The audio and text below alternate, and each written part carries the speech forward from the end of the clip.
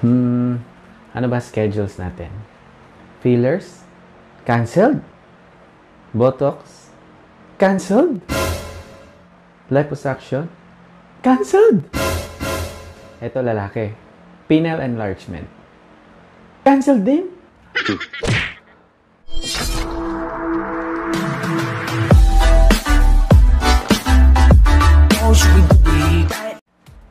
Hi guys, Doc Reggie here. COVID-19 or Coronavirus Disease 2019 has affected lahat. Malls, schools, workplace, gimmicks, romantic first dates. Oops, bawal magbeso. Even here on social media, COVID-19 everywhere. They're just trying to help. But please check your sources. No to fake news. Yung mga magagaling nating mga dermatologists, plastic surgeons, COVID-19 na din ang laman ng social feed nila. Why, you ask? It's because we feel that we have a social obligation to our patients. And of course, to you, my subscribers and followers. They're also depending on us to update them, not just on skincare or aesthetic advices, but on the viral outbreak as well. Same din naman in all fields. We try and calm the worries of our patients. Of you guys. As you have seen in the intro, totoo yun. Mga canceled. But it's from both parties. We agreed to hold and reschedule for now. Take care of your family muna and yourself. Now, let's go to our Q&A and mga haka-haka. First question. Only elderly are at risk. No. All ages can be affected. But if the elderly get sick, mas severe ang illness sa kanila. Mga bata hindi nahahawa? No. All ages are affected. The reason why wala tayo nababalitaan na bata na na-infect is because mas exposed ang adults. Sila ang nasa work, nasa groceries, nasa commute. Please protect our children. They're our future. Pag nagka-COVID-19 ka, mamamatay ka. Uy!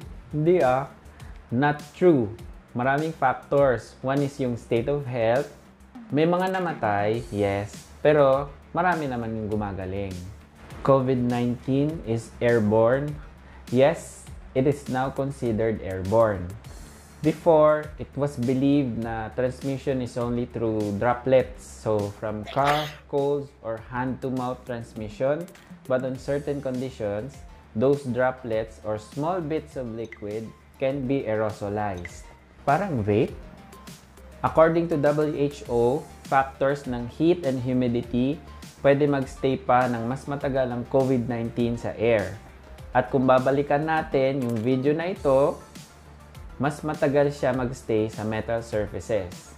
Still under investigation ito, pero for now, the 1 meter away rule should be followed.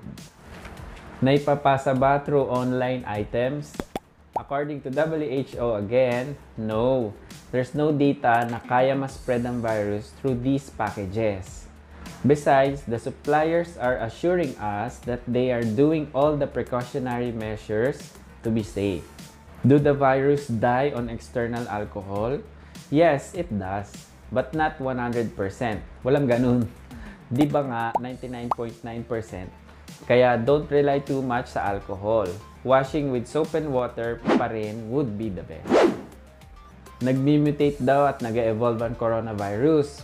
All viruses naman nagmi-mutate every time nagre-replicate sila. But it will actually be good kasi malaki ang chance, let's say yung coronavirus, nag-mutate yung envelope niya or yung corona niya, and this time mas marupok na siya.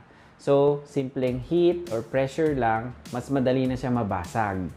So, mas madaling mamatay ang virus.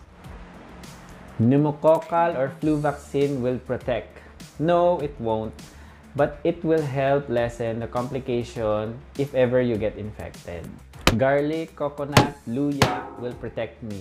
So far, walang proven data. So sa ngayon, don't rely on those kasi magkakaroon kayo ng false sense of security. How about other body fluids like during sex? Or pawis or urine? No, walang evidence pa na maipapasa ang coronavirus through those. Most likely, maipapasa yun through sa halikan ninyo. Magmask? Huwag kayo magmask habang nagja-jar-jar. Ang weird nyo. Totoo ba na may vaccine na? So far, wala pang advice from WHO and CDC about vaccines. If at most, currently, nag-start na ang testing ng trials pero weeks to months pa ang results niyan. So, ingat po sa mga claims ha. Hindi simple ang pag-develop ng vaccine. Again, no to fake news. Alright guys, sa ngayon, ang advice ko, mas piliin nyo na maging paranoid and avoid kaysa mahawaan pa kayo. Follow the advice of your doctors, your local government officials, respect the lockdown, may purpose yan. Stay safe and watch out for other vids.